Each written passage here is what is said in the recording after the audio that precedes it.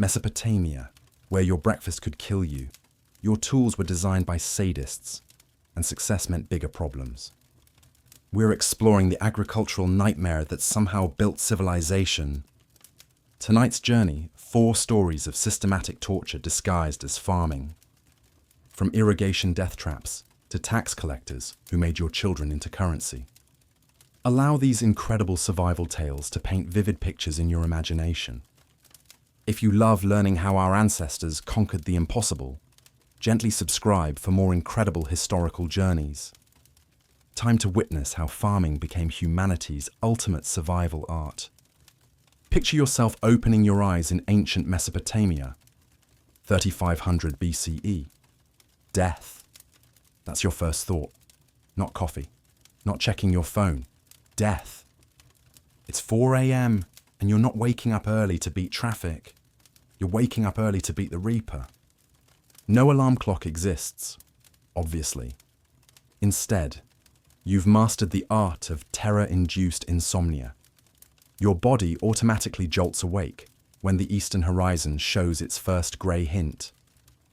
Because here's what nobody mentions in those cheerful history books. Mesopotamian farming wasn't agriculture. It was survival with extra steps. You roll off your reed mat. Immediately, your feet hit earth that's already warm. At 4 a.m., this should terrify you. And if you're smart, it does. By noon, this same friendly soil will literally cook meat.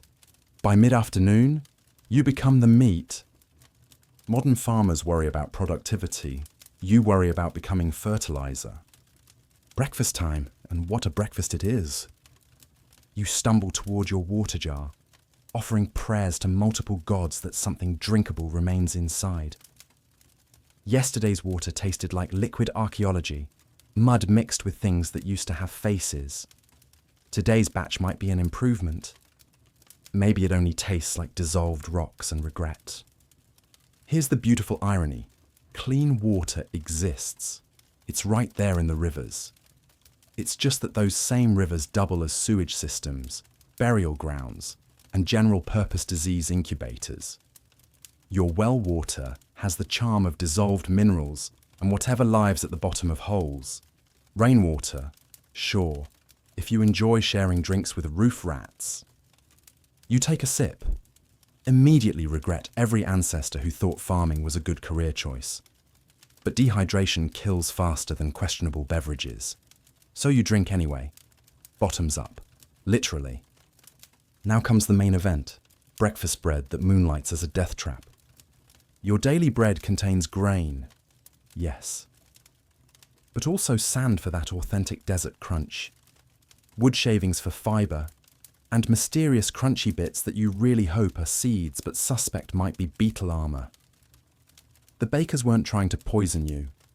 They were just creative with ingredients.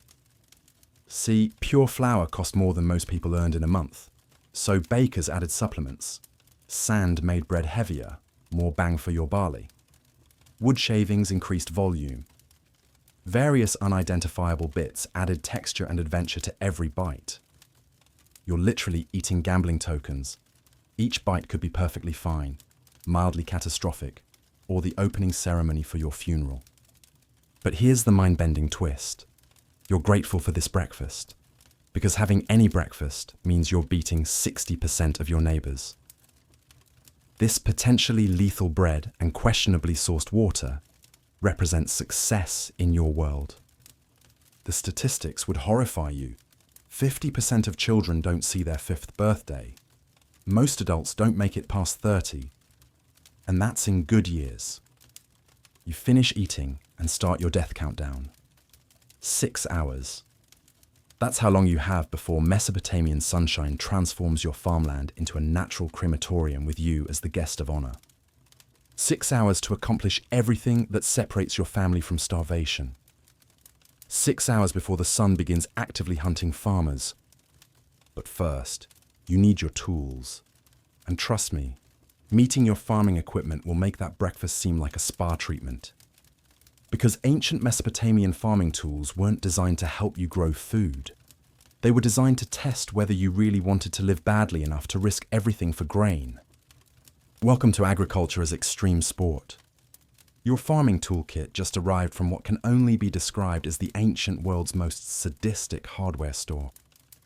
Meet your new best friends, tools designed by someone who clearly had unresolved issues with farmers, and possibly with the concept of human survival. First up, your plough, the crown jewel of agricultural masochism. Modern farmers have GPS-guided steel monsters that could plough through concrete. You have what archaeologists politely call a simple wooden implement, but what you experience as large stick with personality disorders. Your plough is wooden, entirely wooden, except for the blade part, which is bronze, a metal with the structural integrity of ambitious cheese. This bronze blade dulls faster than you can say crop failure. It chips if you breathe on it wrong. It shatters completely if it meets anything harder than mud, which in Mesopotamian soil is everything. But here's the real comedy. This plough doesn't move itself. No engine, no hydraulics, no helpful robot assistance. Just you and hopefully an ox having a better day than you are. No ox? Congratulations. You are the ox. You get to strap yourself to this torture device and drag it across land that has the consistency of concrete mixed with broken pottery and pure hatred. Your spine will develop what archaeologists call agricultural curvature, a permanent bend that screams, "I farmed in Mesopotamia and lived to tell about it." Next, your harvesting equipment. Behold, the sickle of sadness. This bronze beauty combines maximum effort with maximum danger. It's sharp enough to slice you open but too dull to cut grain efficiently. Using it feels like arm wrestling a small, angry metal creature that wants to cut you more than it wants to cut crops. The handle, smooth wood, polished by thousands of hands, most of which probably bled on it, because ancient tools weren't designed for comfort. They were designed to accomplish the job while inflicting maximum suffering per grain harvested. After 1 hour with your sickle, your hands look like you wrestled a rose bush. After a full day, you understand why ancient farmers had hands that resembled leather gloves made entirely of scars. Here's a fun statistic. Tool-related injuries killed more farmers than wild animals, diseases, and stupidity combined. Your equipment was literally more dangerous than bears. But wait, there's more agony available. Your digging tools make everything else look sophisticated. Your primary excavation device is what scientists call a digging stick, but what you experience as pointed wood that hates both you and dirt.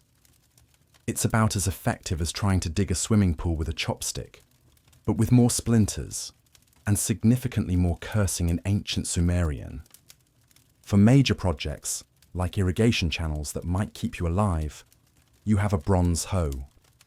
This marvel combines all the reliability issues of your other tools with the added challenge of trying to move earth that's been baked into pottery by Mesopotamian sunshine. Now here's the beautiful, brain-melting irony that would make you laugh if you weren't crying. These tools were status symbols. Owning a complete farming toolkit meant you were successful enough to afford the privilege of slowly destroying your body through agricultural labor. You'd achieved the right to suffer professionally. Not owning proper tools. That meant you got to destroy yourself even faster using rocks, sticks, and pure determination. Either way, your tools were actively plotting your demise. The only variable was speed of execution. But the real plot twist? These same instruments of agricultural torture built civilization. Everything you see around you, cities, writing, law, mathematics, started with people crazy enough to use these weapons against dirt. Time to discover exactly why that dirt was planning to fight back. You thought your tools hated you. Wait until you meet the earth itself. Mesopotamian soil doesn't just resist farming. It wages active warfare against anyone stupid enough to try agriculture. This dirt has attitude problems that would make your worst enemy seem friendly. First, let's talk about salt. Beautiful, crystalline, crop-murdering salt. Modern farmers worry about soil pH levels. You're dealing with soil that's basically seasoning itself for your agricultural funeral. The irrigation that keeps you alive also slowly poisons your land with salt deposits that accumulate like agricultural cancer. Picture opening a bag of fertilizer and discovering it's actually tiny white crystals of pure plant death. That's your soil after a few growing seasons. The salt doesn't just make crops grow poorly, it makes them grow weird, stunted, and eventually not at all. Here's the beautiful irony. The more successful you're farming, the saltier your soil becomes. Success literally contains the seeds of its own destruction. It's like being rewarded for good work with gradual poisoning. But salt is just the opening act. Your soil also specializes in alkaline torture. The pH levels in your fields don't just lean basic, they're aggressively, militantly alkaline. Plants trying to grow in this soil experience what can only be described as chemical burns from the ground up. Their roots dissolve, their leaves yellow and die. Your crops look like they're being murdered in slow motion. Testing your soil involves the ancient equivalent of agricultural Russian roulette. Some patches might grow food, others might grow nothing but disappointment and bankruptcy. And then comes the texture issue that makes everything worse. When wet, Mesopotamian soil transforms into quicksand with ambitions. Your farming tools disappear into mud that's stickier than ancient superglue. Your ox gets stuck and looks at you with expressions that clearly communicate, "I blame you for this career choice." When dry, this same soil becomes harder than pottery. Actually, it becomes pottery, because that's literally what pottery is made from. You're trying to farm on material that doubles as construction supplies. Your bronze tools, remember, have the hardness of optimistic cheese. Trying to break pottery-hard soil with cheese-soft tools creates a mathematical equation that always equals farmer suffering. But here's where it gets really fun. Seasonal personality disorders. Spring soil pretends to be cooperative. It looks dark, rich, and promising. You plant your seeds with hope in your heart and optimism in your step. The soil accepts your seeds like a loving mother accepting her children. Summer soil reveals its true nature. It bakes your seeds like a natural oven. The moisture evaporates so fast, you can literally watch your crops dying in real time. By midsummer, your fertile fields look like the surface of a hostile planet. The statistics would break your heart. Average crop survival rate was about 30%. That means 70% of everything you planted died despite your best efforts. Not because you were bad at farming, but because the earth itself was actively working against you. Here's the mind-bending twist that would shatter your modern perspective. This hostile, salt-poisoned, alkaline nightmare soil was considered the most fertile land on earth. This was the good stuff, the prime real estate. The agricultural paradise that civilizations fought wars to control. If this was paradise, imagine what the bad farming looked like. But surviving hostile soil was just qualifying you for the next level of agricultural hell, meeting the creatures that considered your crops their personal buffet. And trust me, Mesopotamian wildlife didn't just eat your food. They threw parties while doing it. The locusts arrive at dawn. You hear them before you see them, a sound like distant thunder that grows closer, louder, until the air itself seems to vibrate with millions of wings. Then the sky turns brown. This isn't your typical pest problem. This is nature's own apocalypse deciding to visit your neighborhood for breakfast. Within minutes, every green thing visible disappears into the writhing mass of bodies. Your crops, your neighbor's crops. The weeds you actually wanted gone. Everything edible vanishes like it was never there. But here's what really breaks your farmer's heart. They're organized about it. Locusts don't just eat randomly. They move in formation, systematic as any army. Front ranks strip leaves, middle ranks devour stems, rear guard finishes roots. By the time they pass through, your farmland looks like it's been shaved by the world's most thorough barber. A single swarm, and we're talking about clouds of insects stretching for miles, can consume everything in a 100-square-mile area in 6 hours. Not damage. Consume. As in, completely gone. Your entire year's work, erased between breakfast and lunch. And these visitations happen roughly every 7 years. Regular as clockwork. Just long enough for you to recover, replant, and start believing in agricultural success again. Meet your daily companions. Beetles with engineering degrees in crop destruction. Grain beetles don't just eat your stored food. They move in, establish neighborhoods, raise families, and transform your winter supplies into thriving insect communities. Opening your grain storage becomes like visiting a bustling city where you're definitely not welcome. Root beetles practice agricultural terrorism from underground. They eat plants from below, making everything look perfectly healthy until the moment your crops topple over like green dominoes. You'll have a field of apparently thriving wheat that collapses if someone walks too heavily nearby. Then there are mosquitoes, tiny flying ambassadors of death with impressive resumes in biological warfare. Your local mosquito population carries malaria, yellow fever, encephalitis, and several diseases that won't be officially discovered for thousands of years. Getting bitten isn't annoying. It's playing Russian roulette with viruses. 4 out of 10 people bitten by the wrong mosquito don't recover. Farming outdoors is essentially volunteering for medical experimentation with winged test subjects. But the real psychological torture comes from flies with professional standards. These aren't ordinary flies. These are flies with career ambitions in food destruction. They don't just buzz around, they lay eggs in your preserved meat, turning your winter protein into protein that moves on its own. They infest grain, vegetables, anything you've worked to save. By spring, opening food storage requires serious mental preparation for discovering ecosystems where food used to be. Here's something that would shatter your modern assumptions about ancient religion. Insects were so dominant that gods were specifically assigned to control them. Prayer wasn't just spiritual practice, it was agricultural technology. Farmers spent as much time honoring insect-controlling deities as they did actually farming, because divine intervention was considered more reliable than human pest control methods. The god Nergal specialized in agricultural destruction and insect management.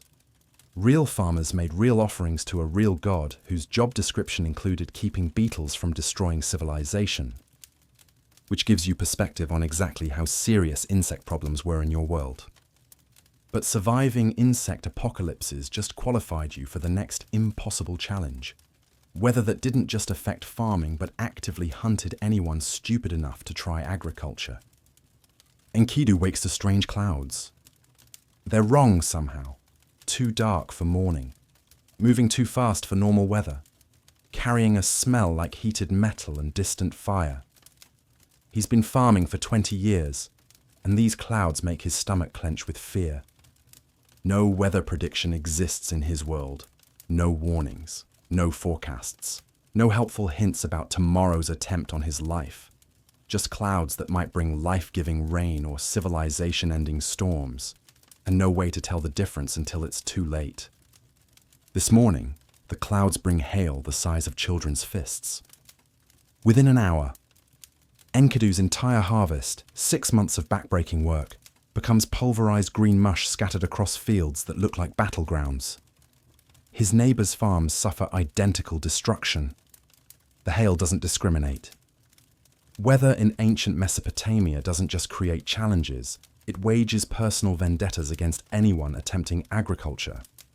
Summer heat reaches levels that would make modern meteorologists check their instruments twice. 130-degree fires in whatever shade you can find, which isn't much, because even trees give up during peak solar fury. Crops don't wilt in this heat, they spontaneously combust. Standing grain bursts into flames from pure thermal enthusiasm. Green plants turn brown and crispy while you watch, like nature's own time-lapse demonstration of death. But hiding from heat means abandoning farming. And abandoning farming means starvation. So you work anyway, slow cooking yourself, while desperately trying to save crops that are simultaneously igniting. 1 in 5 farmers don't survive summer working conditions. Not from crop failure, from literal human cooking while attempting agriculture. Winter provides balance by trying to freeze you to death. Temperatures plummet from furnace intensity to bone-snapping cold almost overnight. Your crops, having barely survived roasting, now experience flash freezing. Plants that endured summer's oven get murdered by winter's icebox. But the real meteorological comedy involves precipitation. 8 months of drought. 8 months of cloudless blue sky while crops slowly die of thirst. You pray for rain, sacrifice to rain gods, perform desperate water ceremonies. The universe ignores your agricultural panic with sunny indifference. Then atmospheric revenge arrives. 9 months of rain delivered in 3 days. Not gentle showers that nourish growing things. Atmospheric temper tantrums that transform farmland into temporary seas.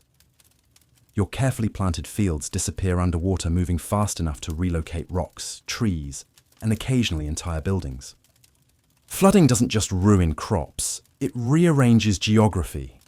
You fall asleep with farmland in specific locations and wake up to discover your fields have moved several miles downstream, taking your tools, grain storage, and sometimes your house along for the aquatic adventure. Weather-related crop failure occurs in 6 out of 10 growing seasons. More than half the time, weather alone destroys everything you've worked for. But unpredictable weather hurts worse than consistently destructive weather. At least reliable disasters can be planned for. Mesopotamian weather specializes in bait and switch tactics that would make con artists jealous. Perfect growing conditions for 6 weeks. Just long enough to invest hope, energy, and resources into crops. Then, sudden drought kills everything 3 days before harvest. Or unexpected freezes arrive during warming season, murdering plants that trusted seasonal timing. Weather becomes the ultimate cosmic joke, promising enough to keep you trying, brutal enough to ensure regular failure. Enkidu finishes surveying his hail-destroyed fields. Tomorrow he'll start replanting, knowing that weather will probably destroy his second attempt too. But stopping isn't an option. Because despite weather that actively hunts farmers, somehow they still grow enough surplus to feed cities, armies, and priests. The next challenge explains how this agricultural miracle becomes possible, and why success creates bigger problems than failure ever did. Help me understand this harvest timing. You ask Enkidu, who's been staring at his wheat for 3 days straight, looking like a man trying to defuse a bomb with agricultural tools. 4 days, he says. Maybe 5 if the gods are generous. Miss the window. He shrugs with the resignation of someone who's missed it before. This is harvest in ancient Mesopotamia, performing surgery during an earthquake while being shot at by time itself. Everything you've survived, hostile soil, insect armies, weather designed by sadists, leads to this moment, 4 or 5 days out of an entire year when conditions align properly for actually gathering food. Harvest too early.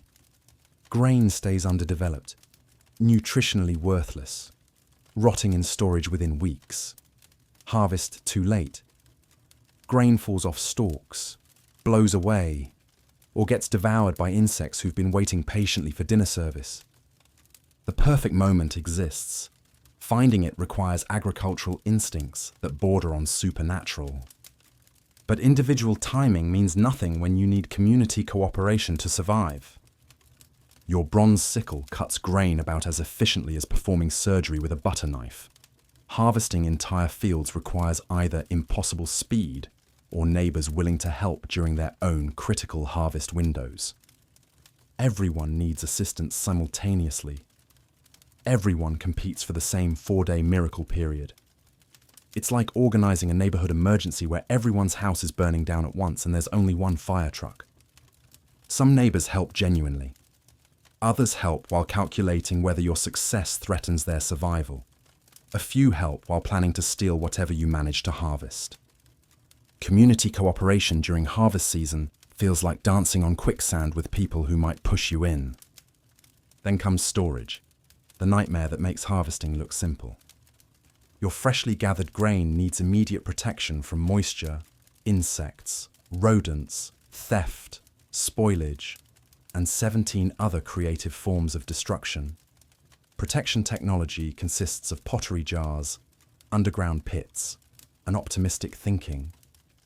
Pottery cracks, pits flood, optimism has mixed results. Successful storage rates hover around 50%. Half of everything you successfully harvest disappears before you can eat it. Not through incompetence, through the simple reality that preservation technology amounts to put food in containers and hope for the best. But successful harvest creates a different problem entirely: visibility. Stored grain makes you wealthy, and wealth in ancient Mesopotamia paints targets on farmers.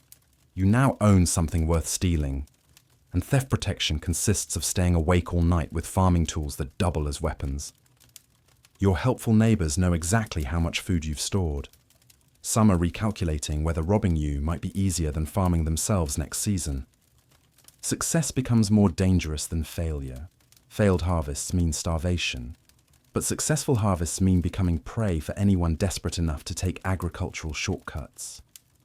Here's the statistical reality that would break modern spirits. Only 3 out of 10 planted crops make it from seed to edible storage.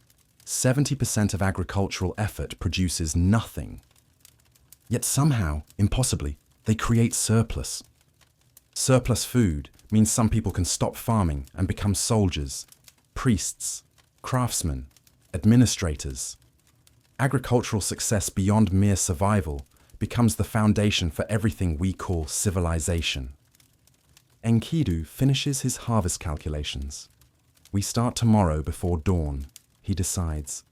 4 days to gather 6 months of work.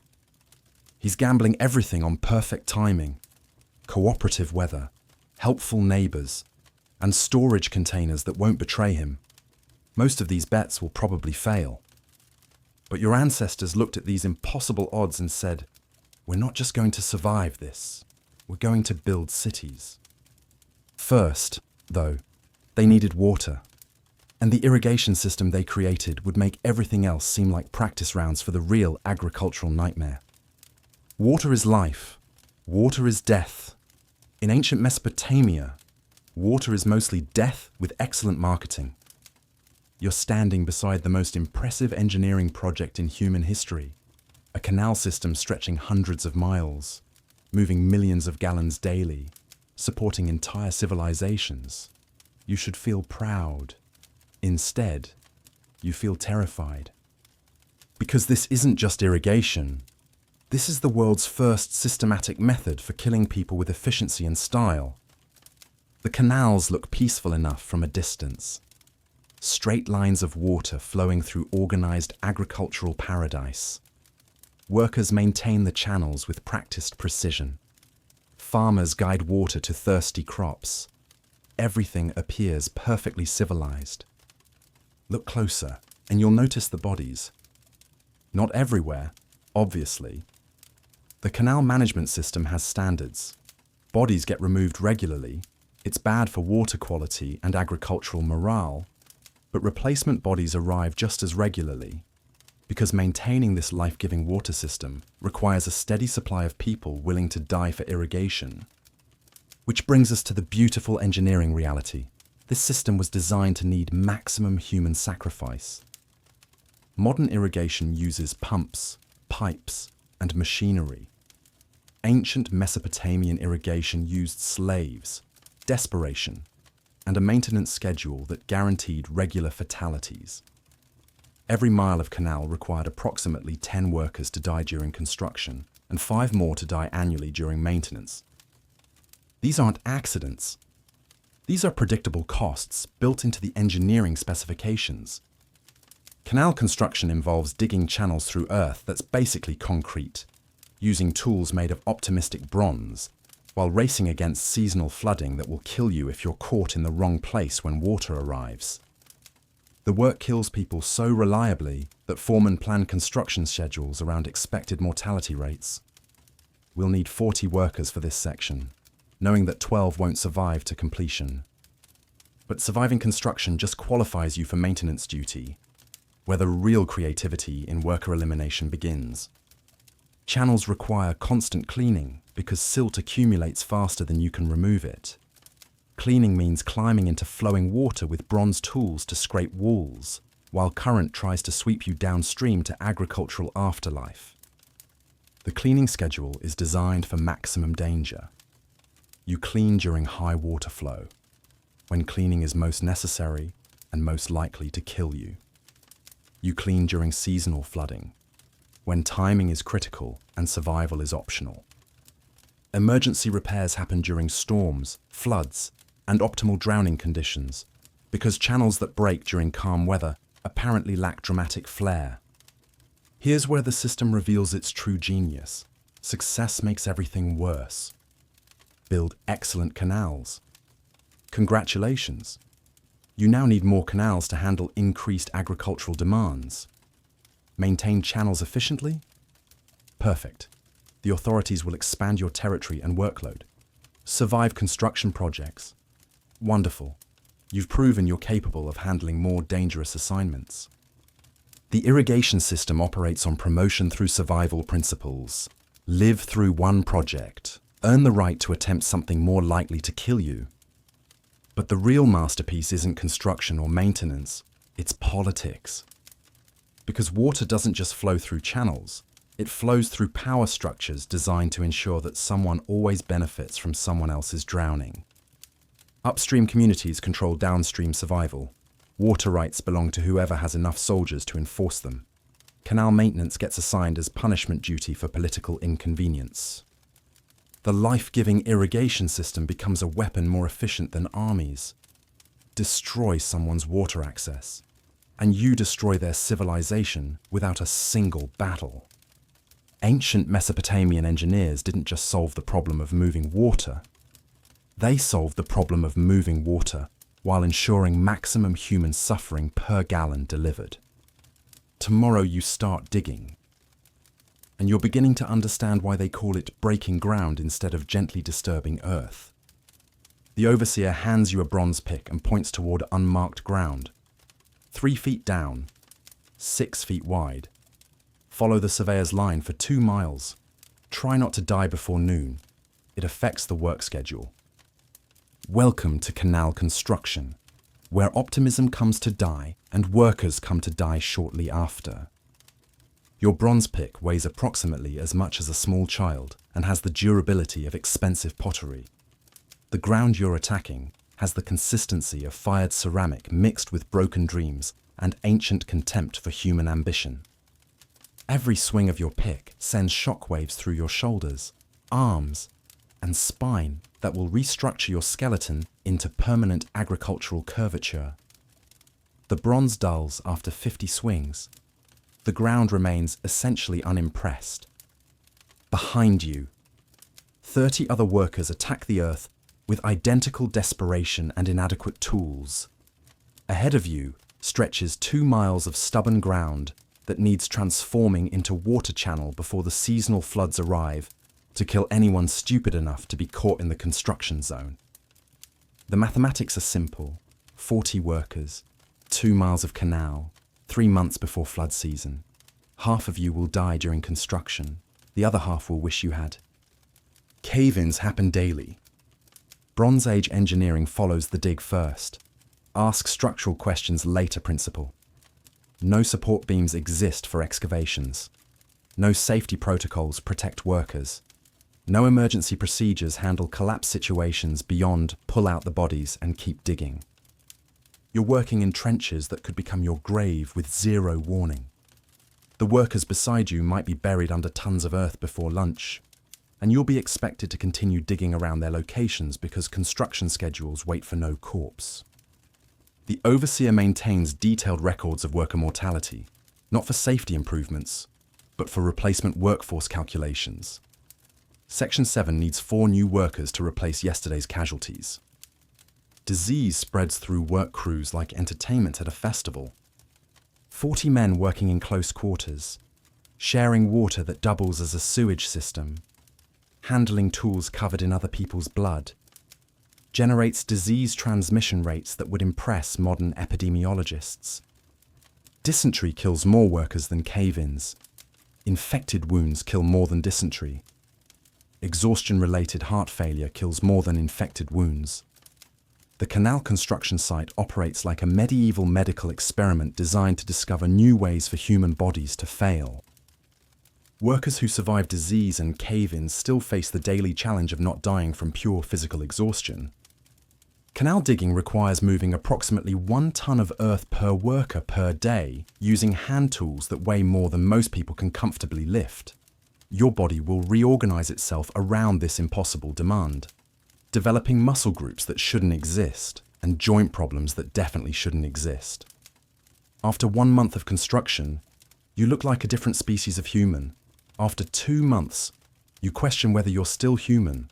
After 3 months, the question becomes theoretical because you probably won't survive long enough to worry about it. But here's the truly beautiful part. Completion doesn't mean relief. Finishing canal construction earns you promotion to canal maintenance duty, which is construction's more dangerous older brother. Because while construction tries to kill you efficiently, maintenance tries to kill you creatively. The same channels you're risking your life to dig will require constant repair, seasonal cleaning, and emergency reconstruction during floods that arrive with perfect timing to maximize worker fatalities.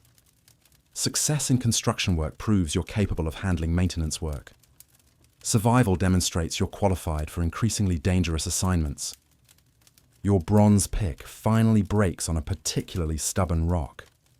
The overseer hands you a replacement and points toward the next section. Keep digging. The water needs somewhere to flow when it arrives to kill you. 6 months later, you're back in the same canal you helped dig, but now it's full of water that wants to kill you in exciting new ways. Maintenance, the supervisor explains cheerfully, is construction's revenge. The channel you nearly died building now requires constant attention to prevent it from killing future generations of workers. Silt accumulates faster than you can remove it. Walls erode quicker than you can repair them. And all maintenance happens while water flows through the channel with enough force to relocate anyone careless enough to slip. Your job description: enter flowing water with bronze tools to scrape walls while current tries to relocate you to the afterlife. Modern maintenance workers have safety equipment, emergency procedures, and labor regulations. You have a bronze scraper, a prayer to gods who probably aren't listening, and co-workers who'll fish your body out of the water if it doesn't interfere with their own work schedules. The cleaning process requires standing chest-deep in current while scraping silt deposits from channel walls. The water moves fast enough to knock you over if you lose concentration. The silt is slippery enough to make standing impossible. The bronze scraper is dull enough to require serious force, which affects your balance. Drowning during maintenance duty happens so regularly that supervisors schedule replacement workers in advance. Section 12 needs 3 workers, 2 for maintenance, 1 for replacement when maintenance goes poorly. But drowning is just the opening act. The water you're standing in carries diseases that would fascinate modern medical researchers. Parasites, bacteria, viruses, and several unidentified microscopic creatures that seem designed specifically to cause human suffering. Every cut, scrape, or open wound becomes an infection highway for waterborne illnesses that transform minor injuries into life-threatening medical emergencies. The same water that keeps crops alive keeps maintenance workers dying at impressively consistent rates. Crocodiles add excitement to the maintenance experience. Mesopotamian crocodiles view canal workers as nature's own delivery service, fresh meat delivered directly to their aquatic dining rooms. These crocodiles grow large enough to consider humans a reasonable meal option, and smart enough to learn worker schedules. Maintenance duty includes crocodile awareness training that basically amounts to run if you see large reptiles approaching with dinner enthusiasm. Advanced training covers how to recognize crocodile attack symptoms in co-workers and crocodile-related first aid for the still living. Emergency repairs provide the ultimate maintenance challenge, working in dangerous water during dangerous weather to fix problems that could kill entire communities if ignored. Channels break during storms, floods, and optimal drowning conditions, because apparently infrastructure failures have dramatic timing instincts. Emergency repair work means entering flood-level water in the dark during rainstorms to fix structural problems using tools that don't work well underwater. Worker survival rates during emergency repairs hover around 40%, which supervisors consider acceptable for crisis management. But here's the maintenance horror that goes beyond simple worker mortality: the punishment assignment system. Minor crimes earn maintenance duty, political disagreements earn maintenance duty, social inconvenience earns maintenance duty.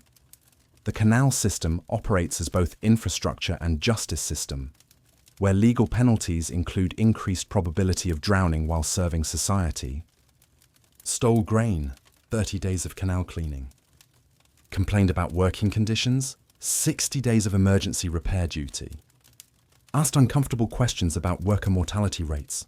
Congratulations, you're now a maintenance specialist. The maintenance schedule ensures that someone always owes the canal system their life, literally and figuratively. You finish scraping your assigned section and climb out of water that's probably contaminated with the blood of yesterday's casualties. Tomorrow you'll return to clean the next section, assuming today's work doesn't kill you. The supervisor nods approvingly. Good work. You've earned the privilege of advanced maintenance duty, which means tomorrow's assignment will be more dangerous, because survival demonstrates qualification for increased responsibility. The message arrives with young Barra, who's been running for 3 hours and looks like he's seen death up close. They've shut the water off. He gasps. Everything. Upstream says we either pay or dry up. This morning your crops looked healthy. This afternoon they're hostages in a war you didn't know you were fighting. Welcome to water politics, ancient Mesopotamian style, where your neighbors hold your life support hostage and smile while doing it. The village upstream from you controls your water flow like a cosmic faucet. Turn it on. Your crops live. Turn it off. Your children ask why the plants are dying and you don't have good answers. Yesterday you were farmers. Today you're learning that successful farming makes you targets for aquatic extortion. Enkidu surveys his wilting barley with the expression of someone calculating impossible mathematics. They want half our harvest, he says, plus 20 workers for their canal projects, plus military support for their water wars. Your community gathers to discuss options that all involve some form of suffering. Option 1, pay upstream demands that increase every season until you're farming to support their lifestyle, while your families eat roots and optimism.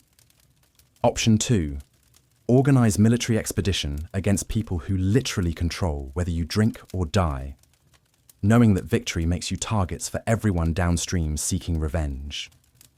Option 3, pack everything and migrate toward unclaimed water sources that probably don't exist, assuming you can walk to them before dying of thirst. The brilliant part about water control is its mathematical elegance.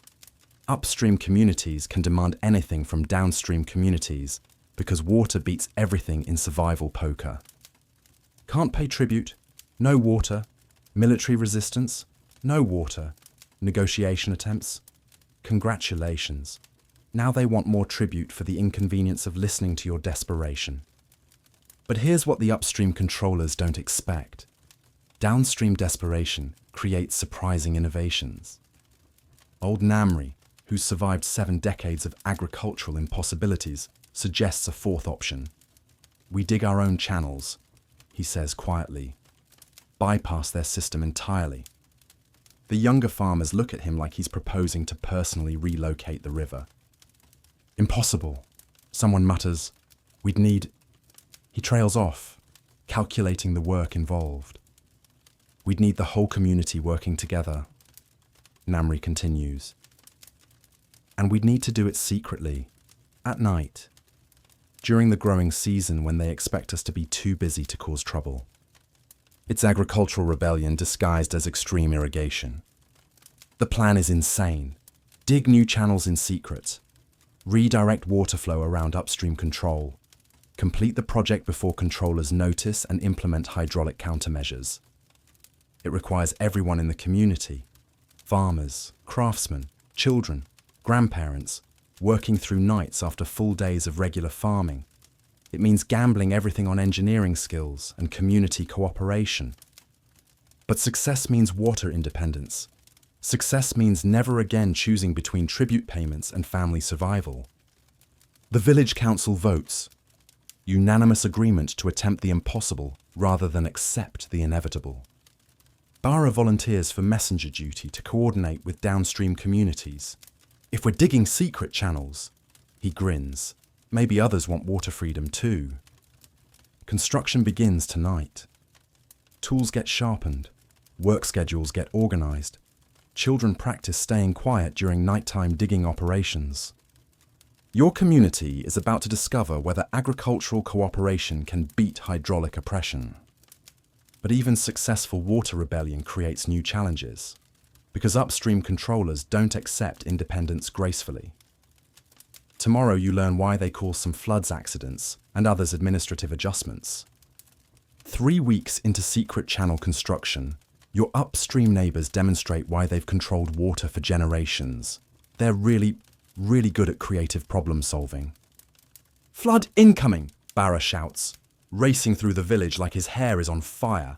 Massive surge, deliberate release. Everyone to high ground, now! The water arrives in waves carefully designed for maximum educational value. Wave 1 destroys your secret channels. Wave 2 demonstrates superior engineering knowledge. Wave 3 suggests that maybe upstream controllers knew about your midnight digging project all along. You're witnessing hydraulic chess played by masters who always think 12 moves ahead. This isn't natural flooding. This is precision water warfare conducted by people who understand river management better than modern hydrologists. Every drop is calculated for optimal destruction. But here's what the upstream controllers didn't calculate. Your community prepared for aquatic retaliation. Old Namri's engineering experience includes surviving floods, and he's spent weeks organizing evacuation procedures, emergency storage, and flood survival protocols. Grab the seed grain, he shouts. Leave everything else. Families execute practiced evacuation plans. Children carry emergency food supplies. Adults relocate livestock to predetermined safety areas. Elderly villagers supervise from high ground positions that were selected and prepared weeks ago. Your community moves like a military unit trained for disaster response. The flood destroys your fields, but not your stored grain. It demolishes buildings, but doesn't catch anyone unprepared. It ruins infrastructure, but not community organization. Most importantly, it doesn't break your determination to achieve water independence. Enkidu helps carry pottery jars full of saved seeds to high ground, while brown water swirls around his knees. Well, he observes with agricultural dark humor, at least now we know their flood response time. 3 days later, as water recedes and reveals the destruction, something unexpected happens. Neighboring downstream communities arrive with supplies, tools, and volunteer labor. Your water rebellion inspired copycat projects up and down the river system. Other communities started their own secret channels. Everyone got flooded simultaneously. Instead of breaking resistance, the coordinated flooding created a regional alliance of water refugees who've decided that upstream oppression has gone too far. Turns out, Bara reports cheerfully, nobody likes having their life support controlled by aquatic bullies. Reconstruction begins with improvements. New channels get built stronger, deeper, and with better flood resistance. Emergency storage systems get upgraded. Defensive positions get established. Your community isn't just rebuilding, it's building better. But the real surprise comes from upstream. A delegation arrives carrying white flags and nervous expressions. The controllers want to negotiate. Flooding everyone simultaneously, their spokesman explains carefully, created regional political problems we didn't anticipate. Turns out that drowning multiple communities generates refugee populations that spread disease, consume resources, and carry engineering knowledge to communities that start wondering whether they should develop preventive water management strategies. Regional instability threatens everyone's agricultural productivity, including upstream prosperity. The negotiations result in the first water-sharing agreement in regional history. Communities get guaranteed minimum water flow in exchange for reasonable tribute payments that don't increase arbitrarily. Upstream controllers get stable downstream productivity. Downstream communities get survival security. Everyone gets protection from regional water wars. It's not perfect, but it's progress. Namri surveys the rebuilt community with satisfaction. Sometimes, he observes, fighting impossible odds teaches you that they weren't impossible after all. But water independence just qualifies your community for the next systematic challenge. Economic attention from authorities who specialize in converting agricultural success into sophisticated financial torture. 6 months later, your community celebration is interrupted by visitors wearing official robes and calculating expressions. Congratulations on your water management success. The lead administrator announces with the enthusiasm of someone announcing plague outbreaks. We're here to help you share your prosperity with the broader civilization. This is how tax collection begins in ancient Mesopotamia, with compliments that feel like threats and assistance that resembles robbery. Your successful water rebellion, rebuilt infrastructure, and thriving crops have attracted attention from central authorities who specialize in converting community achievement into government revenue. But your experience with upstream oppression prepared you for this conversation. What exactly, Enkidu asks politely, does sharing prosperity involve? The administrators unroll clay tablets covered with calculations that would impress modern accountants. Every grain seed counted. Every tool catalogued. Every family member evaluated for taxable potential. 40% of agricultural production, the spokesman explains cheerfully, plus labor tribute for public projects, plus military recruitment quotas for regional stability. The numbers are exactly what you expected. The community's response is not what administrators expected. Counter-proposal, Namri says calmly, 20% agricultural contribution, 5 workers for seasonal projects, with rotation so families stay intact, military support during genuine emergencies only. The administrators look confused. Communities aren't supposed to negotiate. They're supposed to accept, comply, and hope survival remains possible. These aren't negotiations. The lead official sputters. These are legal requirements. Legal requirements, Enkidu observes, that assume we have no alternatives. Here's what months of fighting water oppression taught your community. Authorities depend on compliance as much as communities depend on survival. Tax collection requires cooperation from communities that could theoretically refuse, resist, or migrate. Central authorities need agricultural productivity more than individual communities need central authority protection. Your water rebellion proved that organized communities can solve infrastructure problems independently. Your flood survival demonstrated effective crisis management. Your regional alliance showed that cooperation works better than submission. The administration's biggest weapon, economic pressure, only works on communities with no alternatives. We could relocate, Barra mentions casually.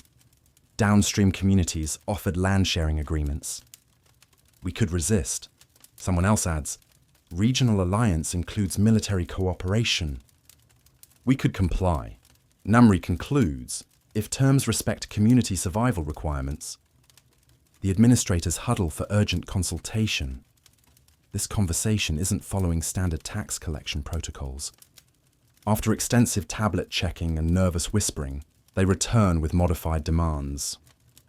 25% agricultural contribution, 3 workers for seasonal projects with family rotation, military support during verified emergencies with community input on threat assessment. Still substantial, but survivable.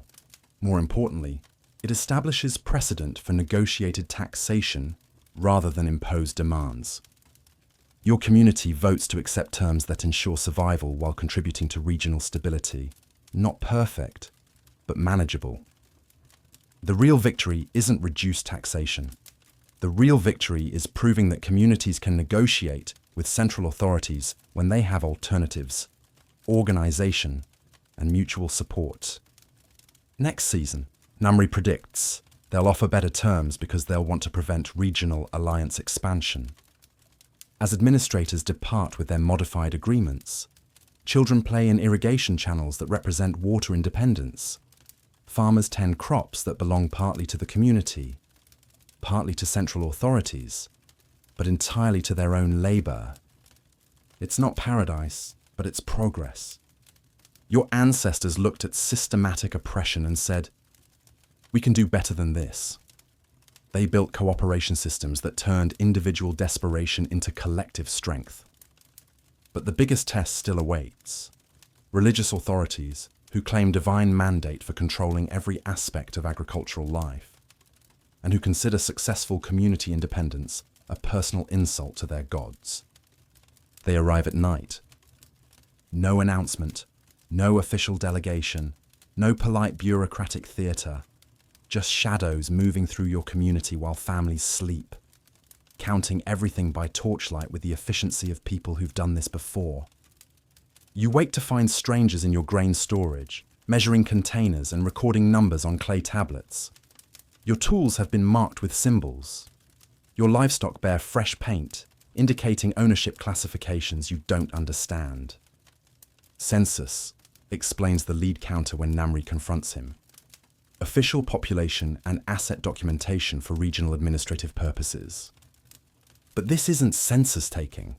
This is inventory assessment conducted like a military operation designed to prevent community preparation or resistance. Every family gets awakened for household interrogation. How many people? What ages? What skills? What disabilities that might affect labor capacity? What possessions beyond basic survival necessities? Children get examined for future potential. Adults get evaluated for current productivity. Elderly get assessed for remaining useful contribution. Your community is being processed like livestock for market evaluation. The beautiful part about nighttime assessment is its psychological efficiency. Families can't organize resistance when they're surprised, separated, and questioned individually about personal assets and capabilities. But the real purpose becomes clear when they start dividing people into categories. Essential agricultural workers reads one list. Surplus labor available for reassignment reads another.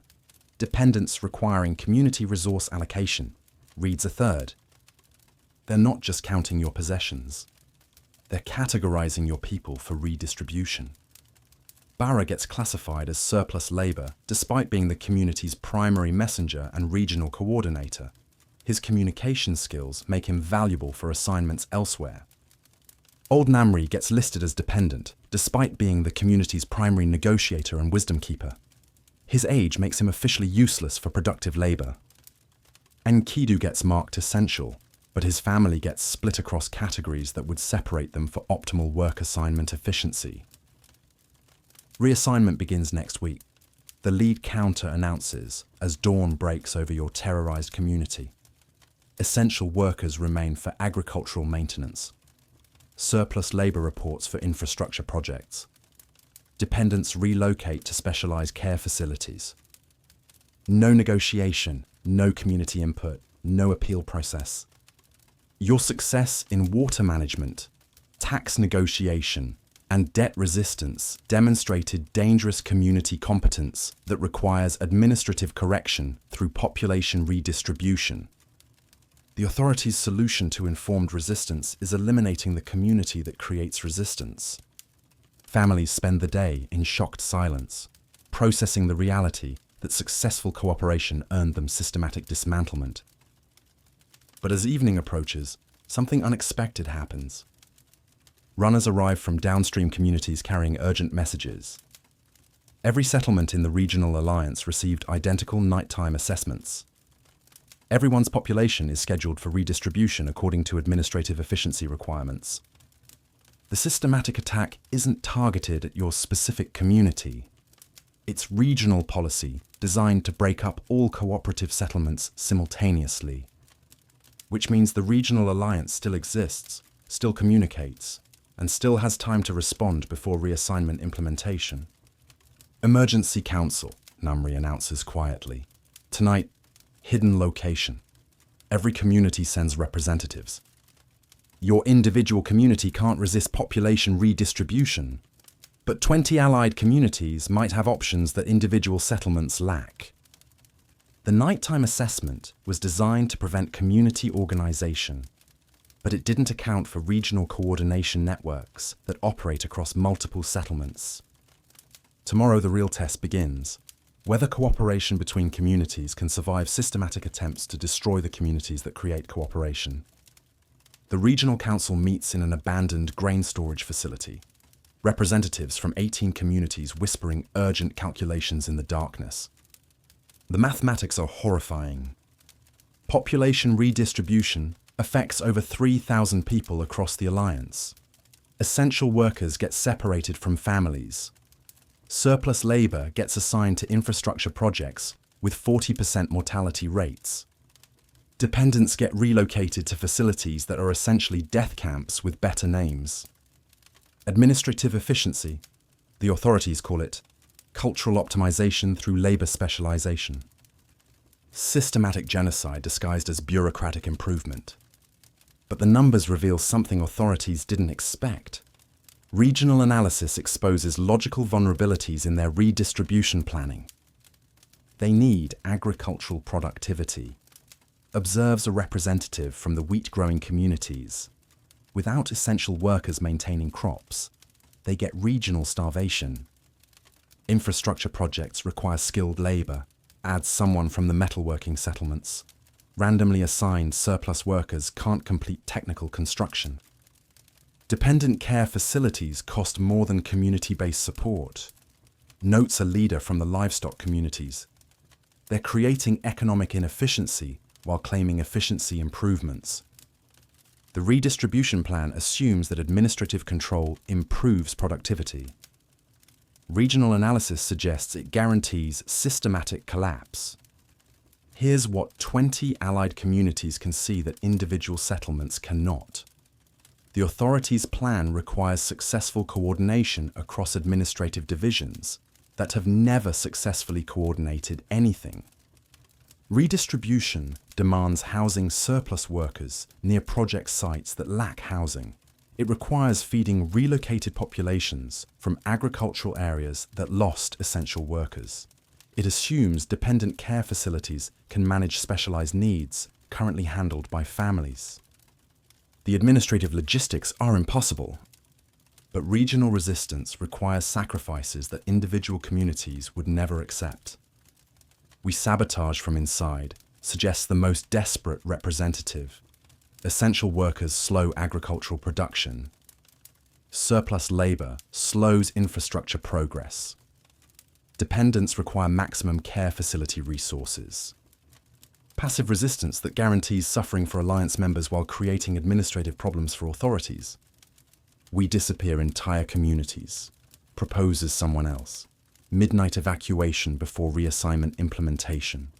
Scatter into wilderness and establish hidden settlements. Community suicide to avoid systematic destruction.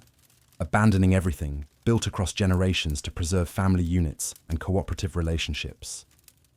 We resist directly suggests a third option, combined military response. 18 communities coordinating simultaneous rebellion against redistribution forces. Armed conflict with professional soldiers using bronze tools and agricultural coordination against trained military units with superior equipment and systematic violence experience. Every option requires accepting terrible losses to prevent total annihilation.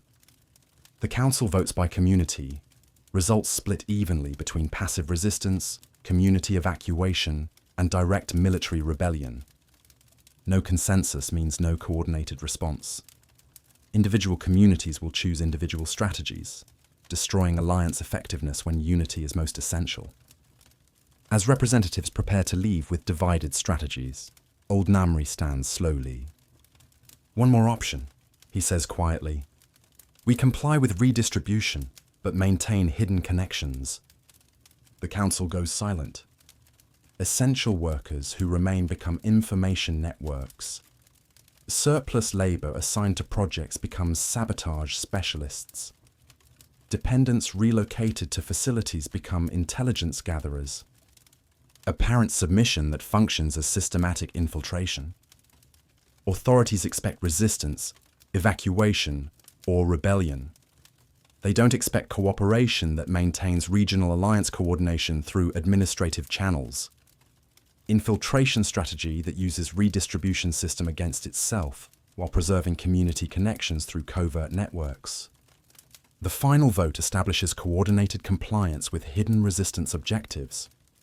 Essential workers will maintain food production while sharing information. Surplus labor will complete infrastructure while creating covert communication systems. Dependents will accept facility placement while gathering intelligence about administrative vulnerabilities. Regional alliance survival through systematic infiltration rather than direct confrontation. But infiltration strategy requires individual sacrifices that test community bonds when separation threatens everything, cooperative relationships created. Tomorrow, families face the hardest choice, accepting separation to preserve eventual reunion, or fighting separation and risking permanent destruction. Reassignment day arrives with bureaucratic efficiency that makes nightmares feel comforting. Families gather in the village center while officials read names from tablets with the emotional engagement of people listing grain inventory. Bara, son of Mesul, report to Northern Infrastructure Project 7. Inanna, daughter of Namri, report to Administrative Processing Facility 12. Enkidu, son of Dagon, remain for essential agricultural operations. Children get separated from parents. Spouses get assigned to different regions. Extended families get scattered across the administrative territory like seeds thrown by careless farmers. This is the mathematics of systematic destruction. Break family units that create community loyalty. Isolate individuals who might resist collective oppression. Redistribute human resources for maximum administrative control. But watching your community's children loaded onto wagons for transport to unknown destinations teaches you exactly what you're fighting to preserve. 10-year-old Shamash clings to his mother while officials pull him toward the youth development facility wagon. 15-year-old Ishara holds her baby sister while being assigned to textile production training 3 days' journey away. The separation scenes repeat across 18 communities simultaneously. Thousands of families experiencing identical destruction for identical administrative efficiency. Young Malik breaks away from the officials and runs toward his grandfather. The authorities let him run. They know he has nowhere to go that isn't under their control. Remember the stories. Namri whispers as Malik is recaptured. Remember the water channels. Remember that cooperation built what separation cannot destroy. This is the infiltration strategy's first test, maintaining hope during systematic family destruction. But something unexpected happens as wagons prepare departure.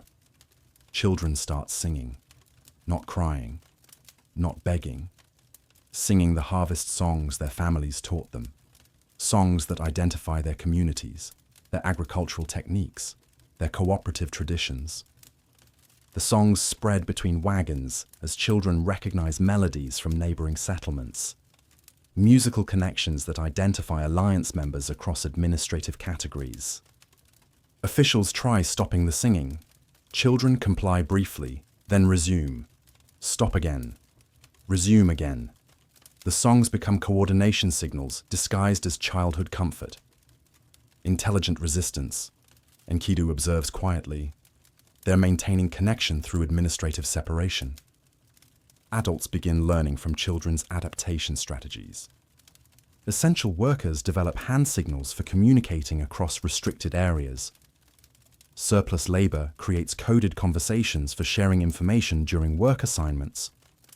Dependents establish recognition phrases for identifying alliance members in facilities. Covert communication networks emerge from systematic oppression attempts. 6 months later, runners carry messages between scattered alliance members using routes established by children who adapted fastest to separation conditions.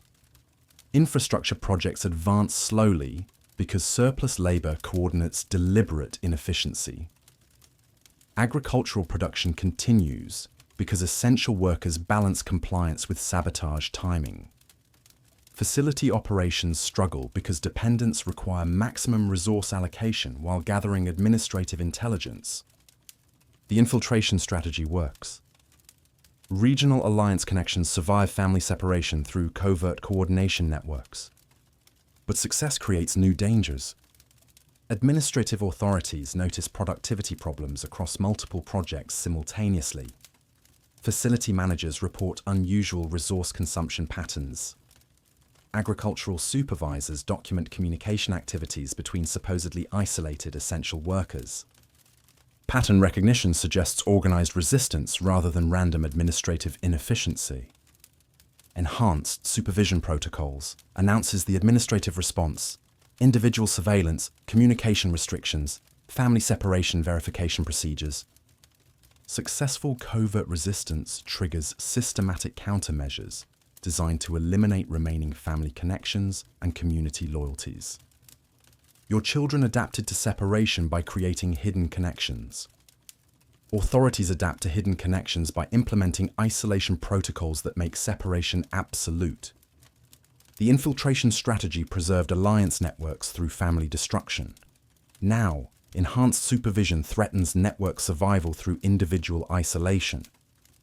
Next phase requires resistance evolution that authorities cannot recognize, counter, or prevent, because it operates through channels they don't understand exist. Shamash returns after 8 months with scars on his hands and revolution in his eyes. He's taller, quieter, and moves with the careful precision of someone who's learned that small mistakes have large consequences. But when he speaks during the carefully arranged harvest gathering, his words carry weight that makes adults lean forward. They made a mistake, he whispers to the essential workers. They taught us to read. The youth development facility's efficiency training included literacy education designed to create better record keepers and instruction followers. Instead, it created children who understand administrative systems from the inside. We know where everyone is, Shamash continues, producing a hidden strip of bark covered with marks that look decorative but function as detailed intelligence. Malik's building bridges near the northern facilities. Ishara's weaving in the textile centers. Dozens of our children are scattered across projects that connect to each other. Your children adapted to separation by creating information networks that adult resistance couldn't achieve. But the real revelation comes when Shamash explains what children learned about authority vulnerabilities. Supervisors have families too. He observes with strategic thinking that breaks your heart and fills you with pride. They love their children. They worry about their wives. They need their elderly parents cared for. The same leverage system controlling separated children can pressure the people controlling separation. Facility manager Enlil Bani's daughter lives in the administrative compound. Shamash reports with precision that would impress military strategists. His wife manages supply distribution for northern projects. His elderly father requires daily medical attention. Your son learned warfare through systematic oppression and emerged with knowledge about how oppression operates and where it's vulnerable. 3 months later, facility administrators begin experiencing family complications. Supervisor children develop mysterious illnesses requiring immediate attention. Administrative wives encounter unexpected supply problems. Elderly administrator parents need sudden assistance with daily activities.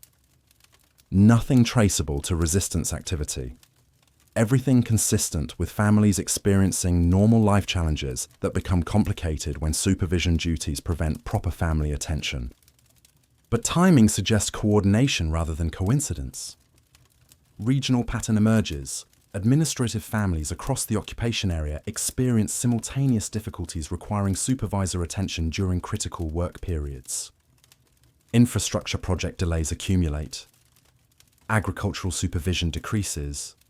Population control operations slow because administrators handle family emergencies rather than systematic oppression duties. Enhanced administrative family security announces the official response. Residential compound protection, family separation from population contact, supervisor dedication to security duties. Protecting administrators from family pressure requires resources diverted from population control. Security compounds need materials allocated from production projects.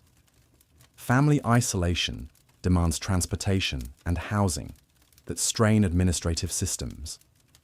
6 months later, occupation efficiency decreases measurably as administrative attention shifts from oppression to protection. Your children's education in systematic pressure application created resistance capabilities that adult strategies couldn't achieve, and did it through methods authorities couldn't recognize as resistance activity. But administrative weakness attracts military attention from regional security forces trained specifically for resistance elimination through methods that make administrative oppression seem gentle. Special units deployment confirmed. Shamash reports during his next family visit. Voice steady despite delivering news that terrifies adults.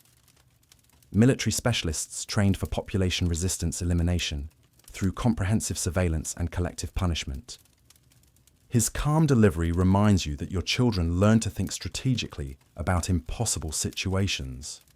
They understand that military escalation represents system breakdown rather than system strength. We're ready, Shamash adds quietly. Infrastructure children know transportation vulnerabilities. Textile children understand supply dependencies. Facility children have administrative intelligence. Your separated children became educated in systematic operations across the entire regional control apparatus. Tomorrow, the Alliance faces military occupation designed to eliminate resistance through terror. But resistance networks now include intelligence capabilities that military planning didn't anticipate. The soldiers arrive like death with organizational charts and superior weapons. Special security forces implement population control through terror designed to make resistance unthinkable. Public executions for suspected communication, collective punishment for individual infractions, random violence to maintain psychological pressure. But within 2 weeks, something unexpected happens. Merchants stop coming. Trade caravans avoid regions where unpredictable violence threatens cargo, livestock, and personnel. Commercial networks redirect through territories offering predictable security rather than efficient brutality. Regional economy depends on commerce connecting agricultural territories to urban population centers. Military occupation that eliminates trade flow creates economic crisis for central authorities who need commercial revenue more than perfect population control. Modified security protocols announces the military adjustment after urban centers experience shortage-related price increases and administrative pressure. Military escort for merchant caravans. Trade route protection prioritized. Violence restricted to schedules that don't interfere with business operations. Military occupation adapts to economic requirements that limit terror effectiveness. But trade route adaptation creates opportunities that resistance networks exploit with intelligence gathered through children's systematic education across regional administrative operations. Malik understands transportation infrastructure from bridge construction projects. Ishara knows supply chain timing from textile production experience. Shamash coordinates communication between scattered intelligence sources. Coordinated disruption begins targeting commercial operations with surgical precision. Bridge maintenance happens during peak transport seasons. Road repairs coincide with harvest shipping periods. canal cleaning conflicts with merchant delivery schedules, storage facility problems develop during critical distribution windows. Nothing dramatic enough to trigger military escalation. Everything disruptive enough to increase commercial costs and reduce delivery reliability. Merchants demand compensation for operational difficulties. Military commanders require additional resources for trade protection. Urban administrators pressure regional authorities about shortage-related civilian unrest. But the breakthrough comes when children's intelligence reveals military supply dependencies. Special units can't maintain occupation independently. Shamash reports during carefully arranged family contact. They need regular supply deliveries from central regions, using the same trade routes under resistance pressure. Military effectiveness depends on support networks vulnerable to economic disruption, rather than direct confrontation. Food supplies, equipment maintenance, communication systems, personnel rotation. Everything requires transportation through commercial networks under systematic pressure from resistance activities. Alliance strategy evolves. Instead of resisting military occupation directly, make military occupation economically unsustainable through supply line interdiction.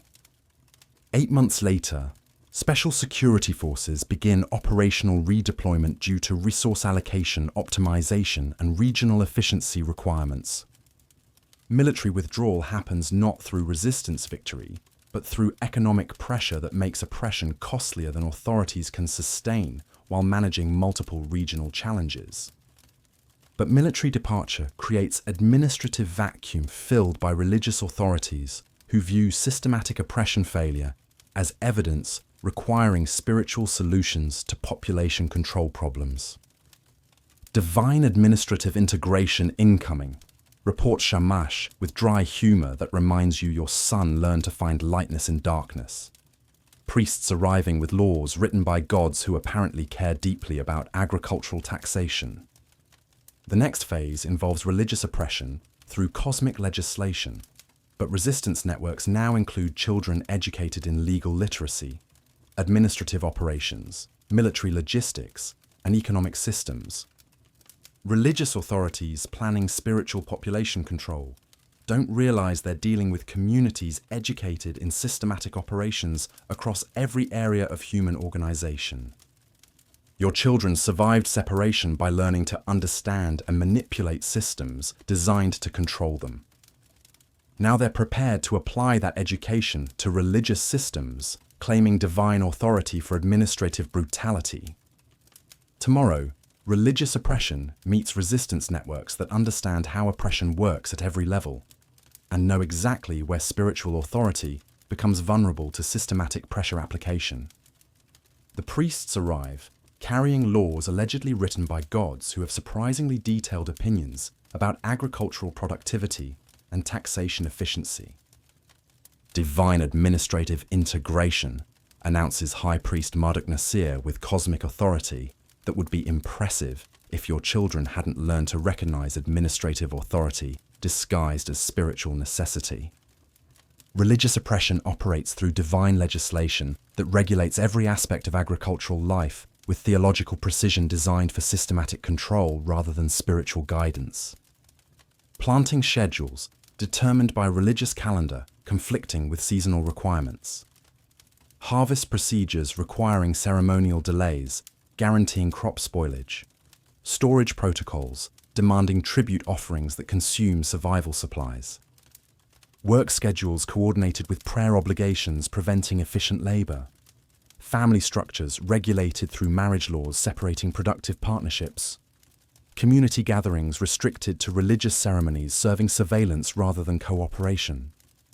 Every agricultural activity redefined as religious obligation, subject to priestly oversight and divine punishment for non-compliance. But religious authorities encounter unexpected resistance.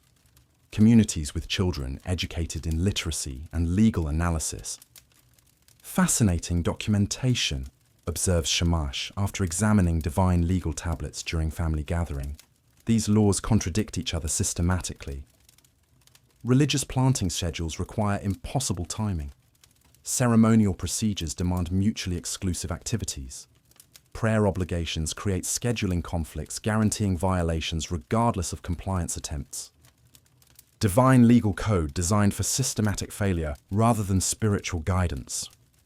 This isn't spiritual law, Malik adds with construction project analytical skills.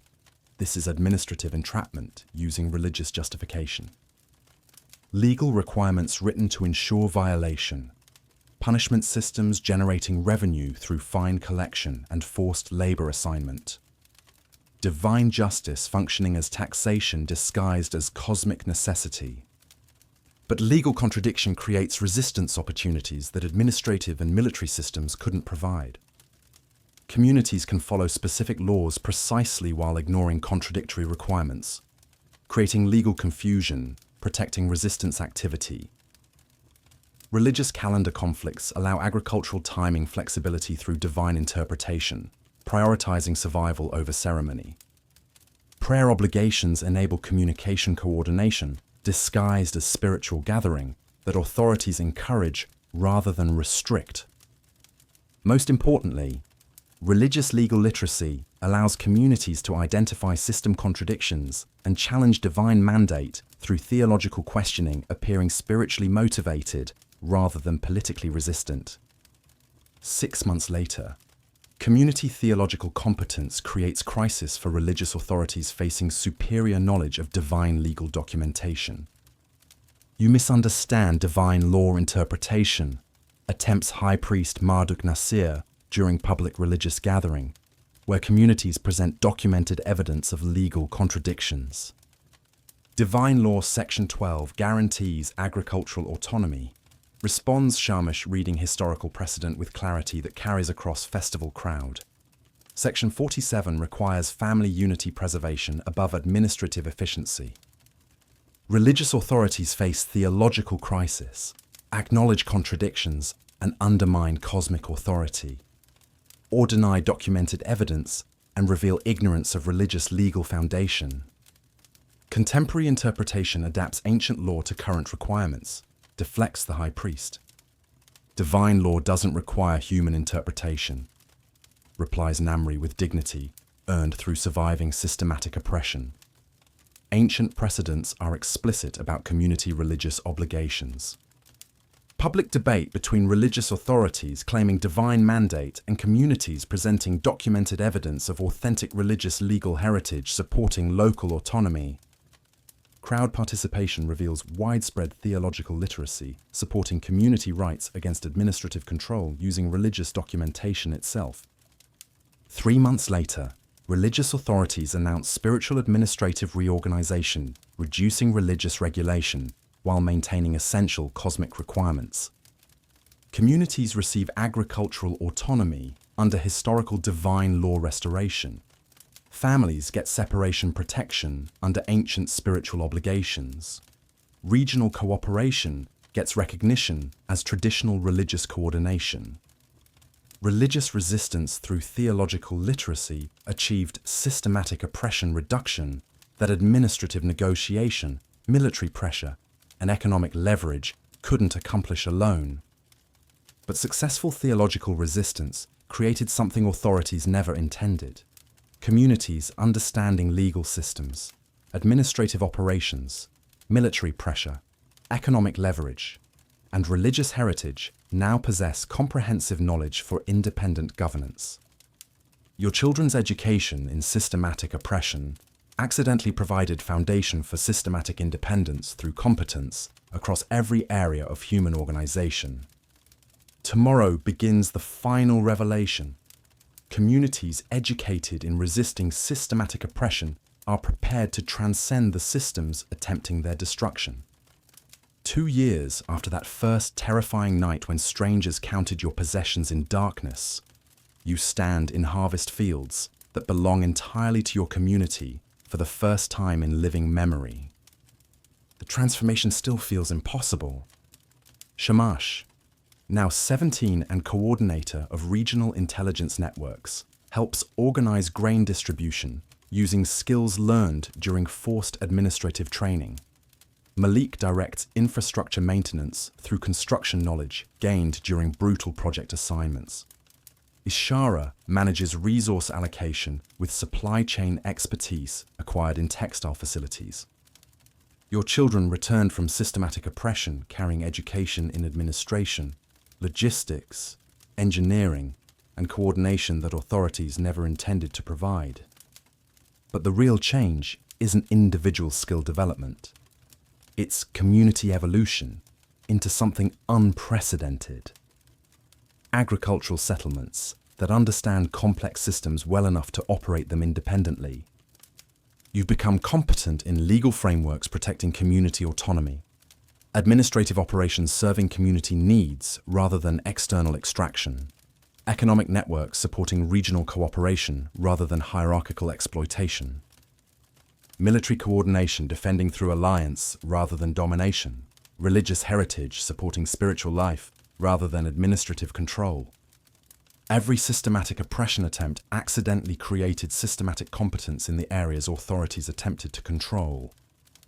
We learned this through suffering, observes Namri during harvest celebration that includes families reunited after years of separation. But what we learned prevents future suffering. The knowledge forced on your children through family destruction, forced labor, and systematic terror is knowledge about how cooperation, education, and organized resistance overcome systems designed to destroy human flourishing. Your community didn't just survive systematic oppression, you understand it completely. But young Shamash makes an observation that transforms individual community success into universal understanding.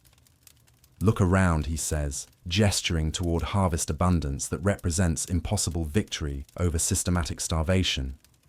Every family here descends from people who survived impossible systems. Agricultural techniques feeding your community were developed by ancestors who survived famines.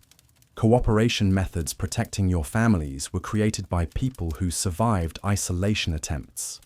Resistance strategies maintaining your independence were inherited from communities that survived systematic destruction across generations. Every successful harvest represents human victory over systems attempting to make harvests impossible. Every thriving family represents human transcendence of systems attempting to destroy family bonds. Every cooperative community represents human refusal to accept isolation. Human civilization. Shamash continues with wisdom that breaks your heart and fills you with pride, represents accumulated knowledge of surviving and transcending systems designed to destroy cooperation.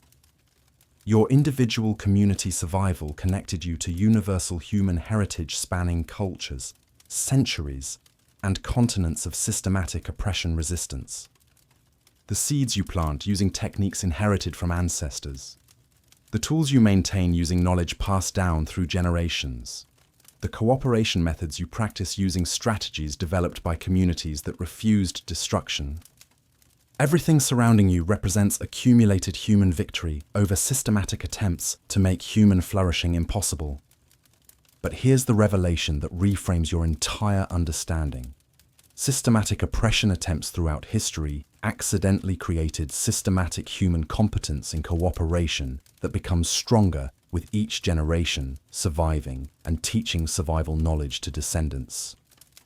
Your ancestors' refusal to be destroyed by ancient agricultural oppression represents microcosm of human species, refusal to be destroyed by any systematic destruction attempt across millennia.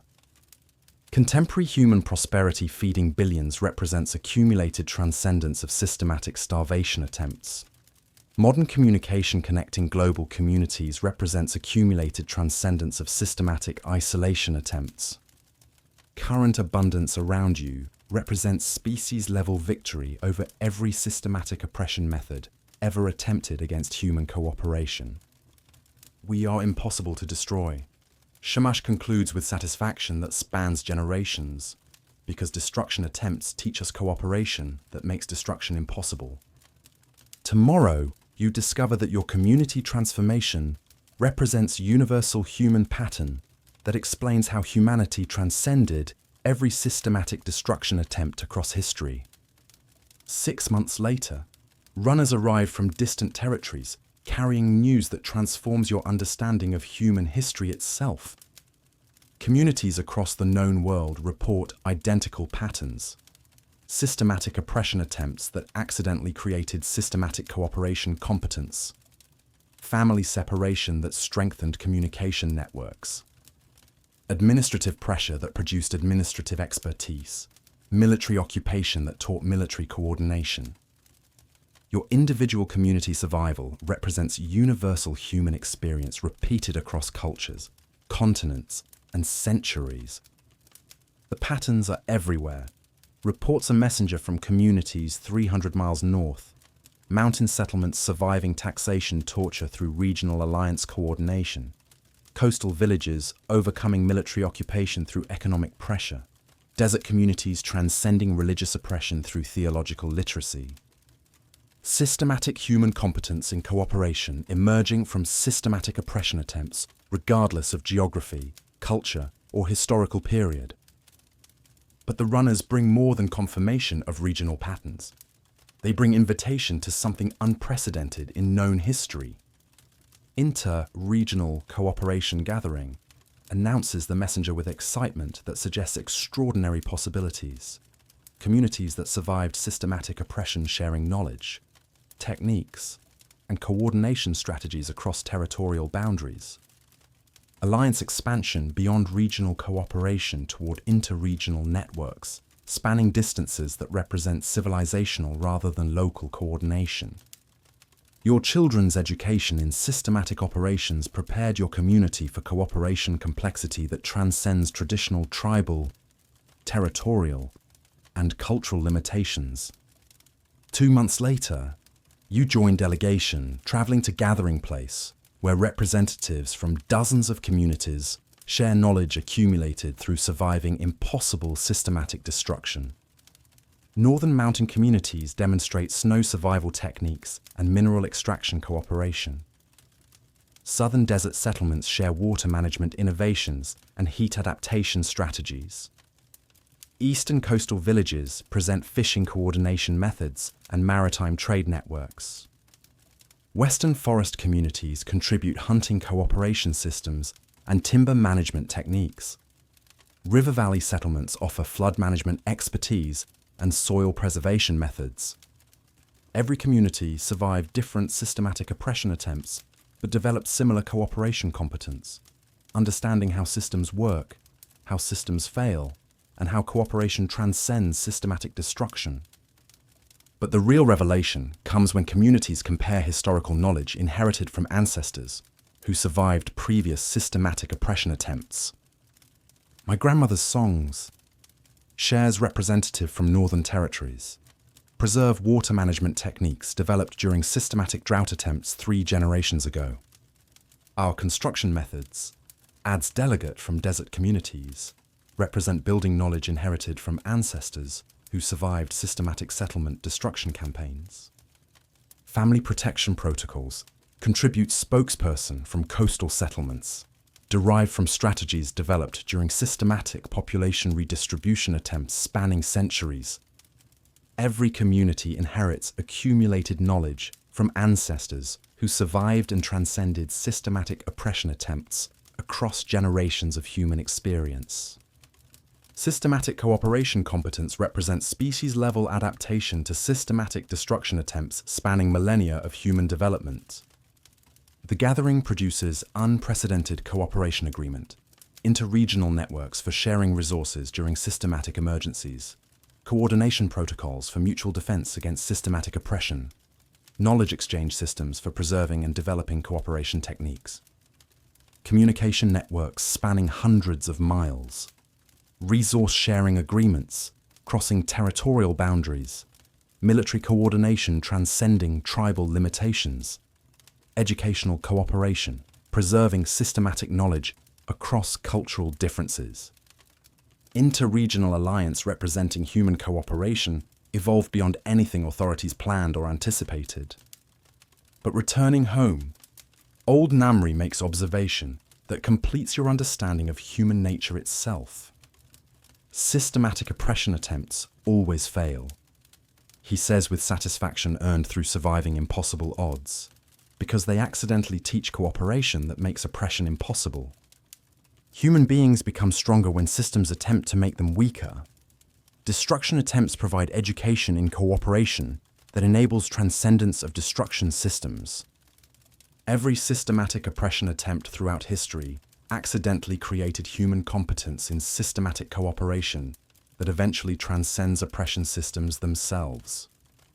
Your community survival represents continuation of human refusal to be destroyed that spans the entire history of human civilization. Tomorrow, the final revelation. How your ancestors' impossible survival across millennia of systematic oppression attempts explains every prosperity, every freedom, and every cooperation that makes contemporary human life possible. 10 years later, young Inanna asks her grandfather Shamash the question that connects individual family history to universal human heritage. Why did the authorities think they could destroy cooperation when cooperation had already survived everything? Shamash, now 27 and regional coordination leader, considers the question with wisdom accumulated through surviving systematic oppression and building systematic cooperation. Because, he answers, watching children play games that teach alliance coordination techniques. Every generation of authorities assumes they invented systematic oppression. But every generation of people inherits systematic cooperation knowledge from ancestors who survived previous systematic oppression attempts. The children listen to stories about impossible survival that created possible prosperity. Learning practical cooperation skills disguised as family history. But today's lesson reveals the ultimate truth about human nature that your community discovered through transcending systematic destruction. Human beings. Shamash explains to children whose abundant harvest represents impossible victory over ancient starvation systems. Become impossible to destroy because destruction attempts accidentally teach cooperation skills that make destruction impossible. Your ancestors survived agricultural taxation torture that accidentally taught economic cooperation. They transcended family separation attempts that accidentally taught communication network coordination. They overcame administrative oppression that accidentally taught legal and organizational competence. Military occupation that accidentally taught strategic coordination. Religious manipulation that accidentally taught theological literacy and spiritual independence. Every systematic destruction attempt accidentally provided educational opportunity that increased human capacity for systematic cooperation. But the profound legacy extends beyond specific survival techniques to understanding human development itself. Cooperation knowledge accumulates across generations, Shamash continues, gesturing toward prosperity that represents accumulated victory over systematic attempts to make prosperity impossible. Each community that survives systematic oppression adds cooperation techniques to human knowledge that helps future communities survive future systematic oppression attempts. Ancient Mesopotamian communities that survived agricultural oppression contributed techniques inherited by communities across subsequent civilizations.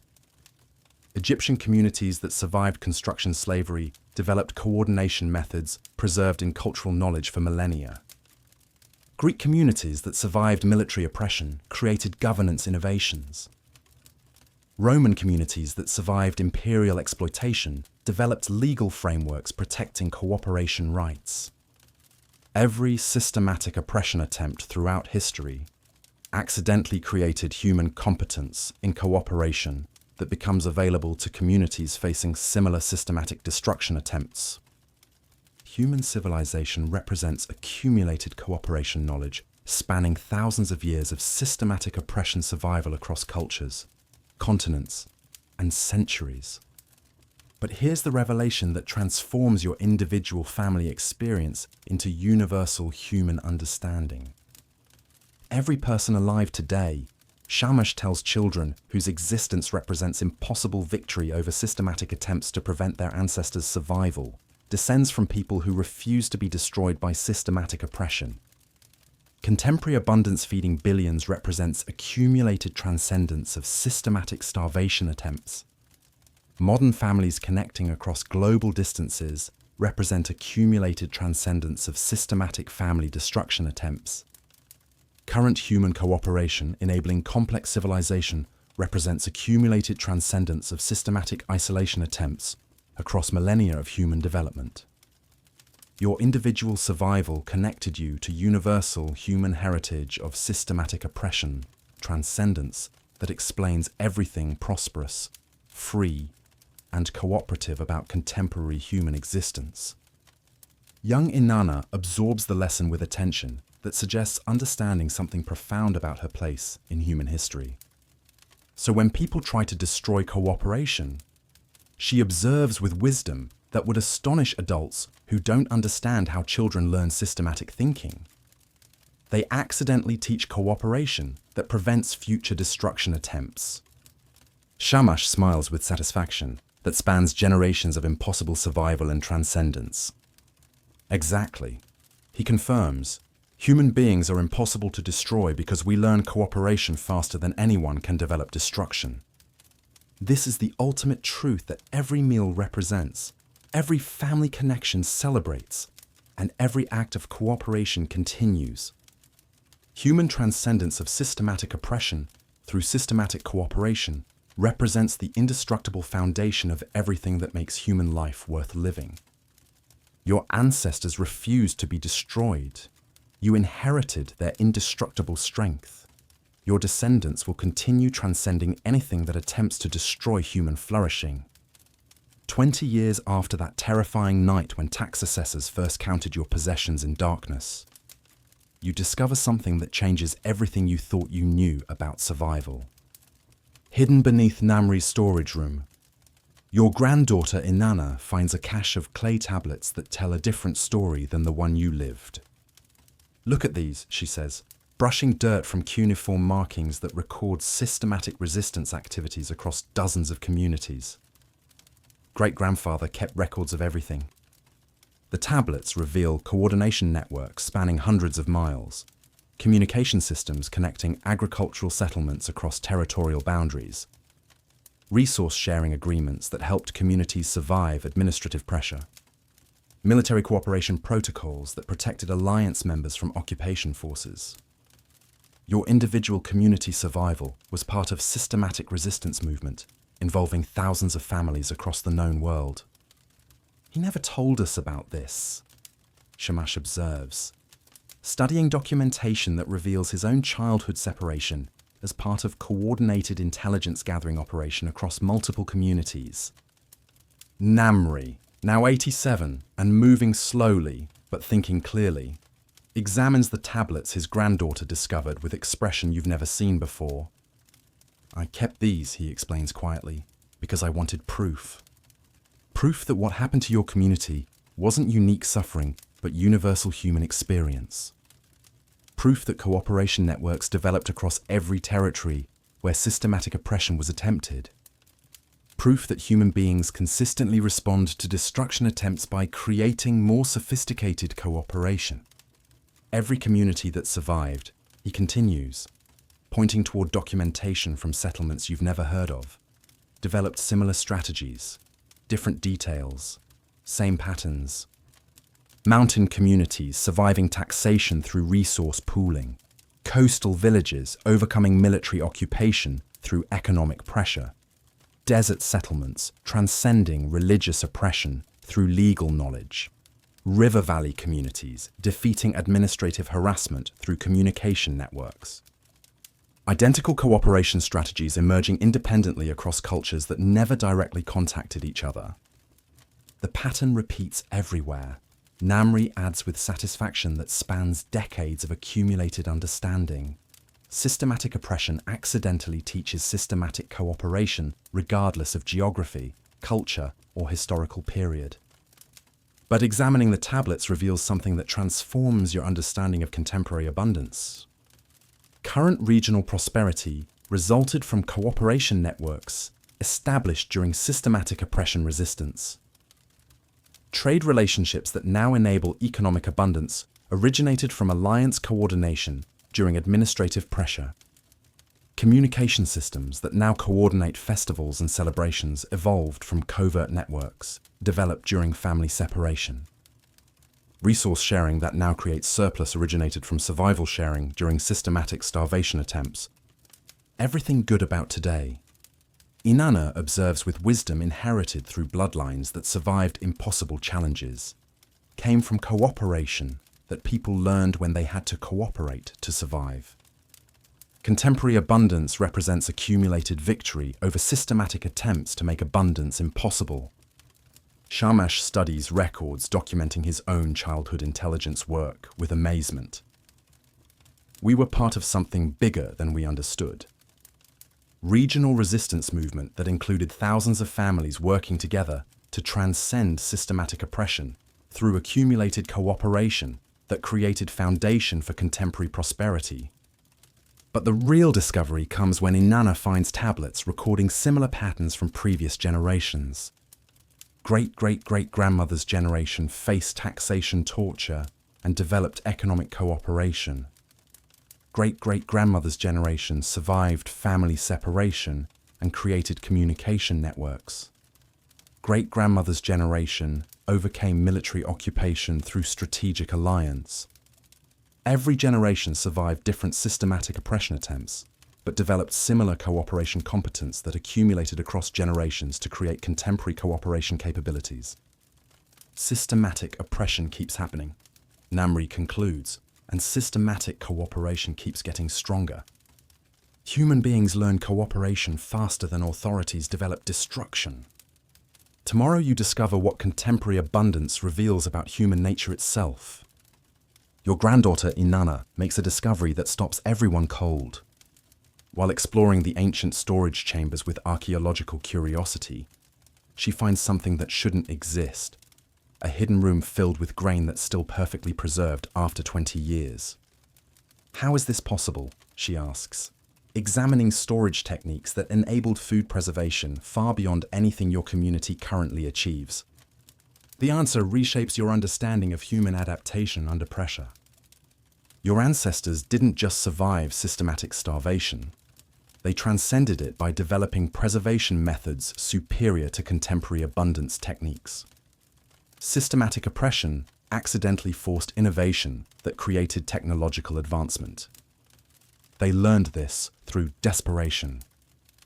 Shamash realizes, studying preservation containers designed with engineering sophistication that would impress modern specialists. When food spoilage meant death, they became experts in preventing spoilage. Storage innovation born from systematic starvation attempts that accidentally created food security technology, surpassing anything developed during abundance periods. But examining the preservation chambers reveals something profound about human development under pressure.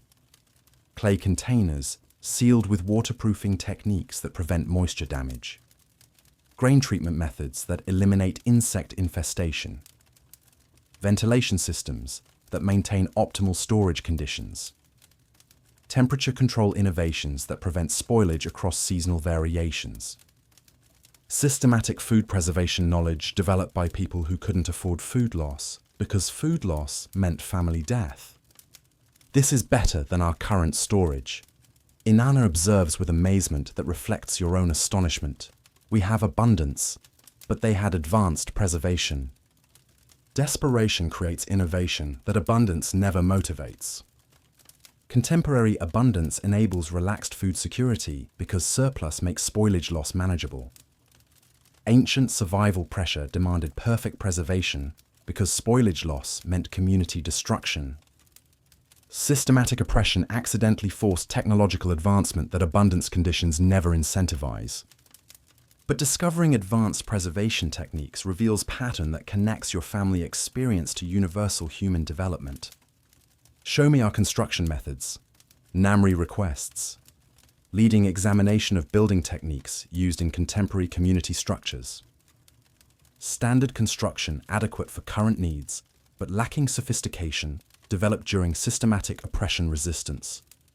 Ancient alliance communities built structures designed to withstand administrative harassment, military occupation, and systematic destruction attempts.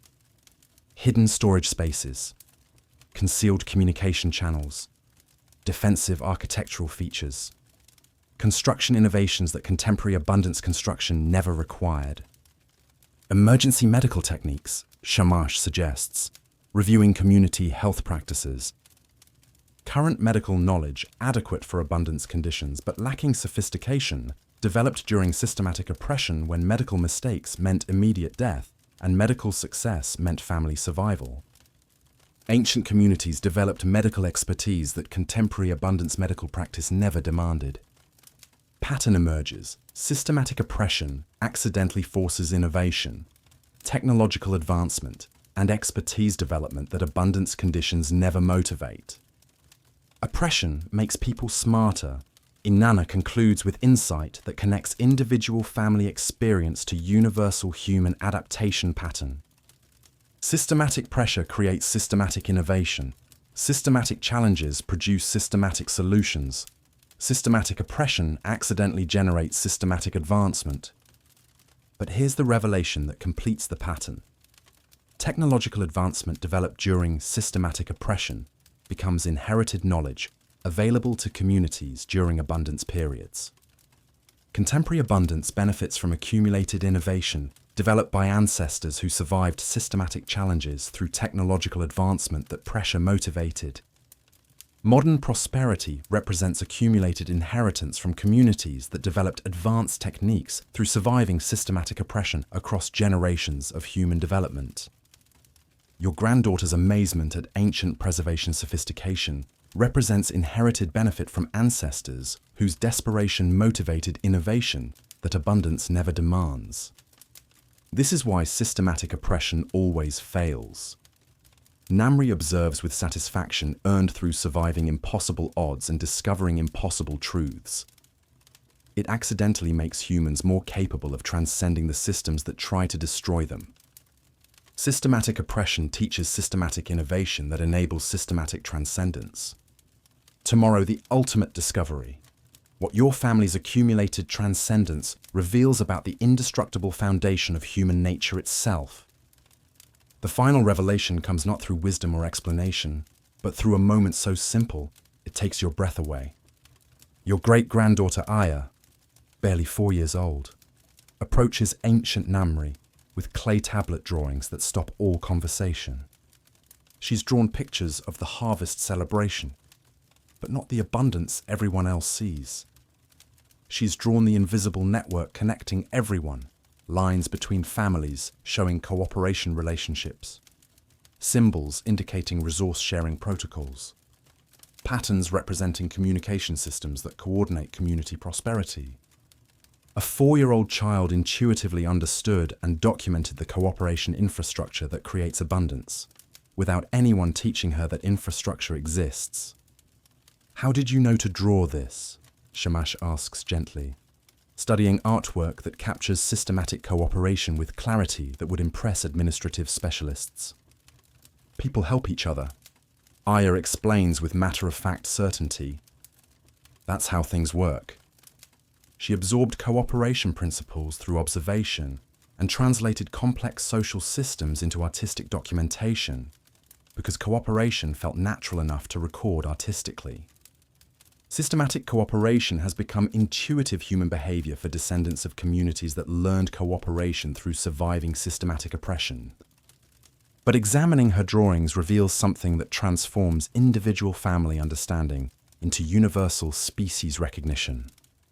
Aya's cooperation documentation includes elements no one taught her and she never observed directly. Alliance networks connecting distant communities, resource-sharing protocols spanning territorial boundaries, communication systems enabling regional coordination. She's drawing inherited knowledge about cooperation systems that exist beyond immediate experience. She knows things she never learned. Inanna observes with amazement that reflects your own astonishment. Cooperation competence transmitted across generations through inheritance mechanisms that operate below conscious awareness, but above learned behavior. Systematic cooperation knowledge becomes genetic heritage passed down through bloodlines that survived systematic oppression through developing systematic cooperation competence. Little Aya inherited cooperation expertise from ancestors who learned cooperation through surviving destruction attempts. But she inherited cooperation as natural human capacity rather than learned survival skill. Systematic oppression accidentally taught cooperation that became inherited human capability, enabling intuitive cooperation, understanding for descendants who never experienced oppression pressure. This is what victory looks like, Namri says quietly. Watching his great-great-granddaughter explain cooperation systems with confident certainty. Not defeating oppression, transcending it so completely that cooperation becomes natural human behavior. Your family survived systematic oppression, learned systematic cooperation, and transmitted cooperation competence as inherited capacity for descendants whose cooperation expertise feels as natural as breathing. But little Aya makes the final connection that completes your understanding of human transcendence. Everyone helps everyone, she announces with 4-year-old authority while adding more cooperation lines to her drawings. That's what people do. Cooperation isn't strategic response to oppression pressure. Cooperation is fundamental human nature that systematic oppression accidentally revealed and accidentally strengthened. Systematic oppression attempts fail because they accidentally teach cooperation that was already natural human capacity but required challenge activation to become conscious competence. Your ancestors didn't learn cooperation to defeat oppression. They discovered cooperation was stronger than oppression because cooperation represents indestructible human nature that no systematic destruction can eliminate. Ancient communities that survived agricultural oppression revealed cooperation capabilities that exist within every human community across every culture and historical period. Contemporary abundance represents natural result when cooperation capabilities operate without systematic destruction interference. Little Aya's intuitive cooperation understanding represents natural human capacity that systematic oppression accidentally revealed through challenge, but could never create through pressure. Human beings are naturally cooperative. Systematic oppression accidentally teaches conscious cooperation competence. Conscious cooperation competence transcends systematic oppression. Transcended cooperation becomes inherited capacity. The indestructible human spirit isn't strength that survives destruction. The indestructible human spirit is cooperation that makes destruction impossible. Your great-great-granddaughter draws cooperation maps because cooperation is what humans naturally do when destruction doesn't interfere with natural human cooperation capacity. This is the ultimate truth. Humans are indestructible because cooperation is fundamental human nature that no systematic oppression can eliminate, and every systematic oppression accidentally strengthens.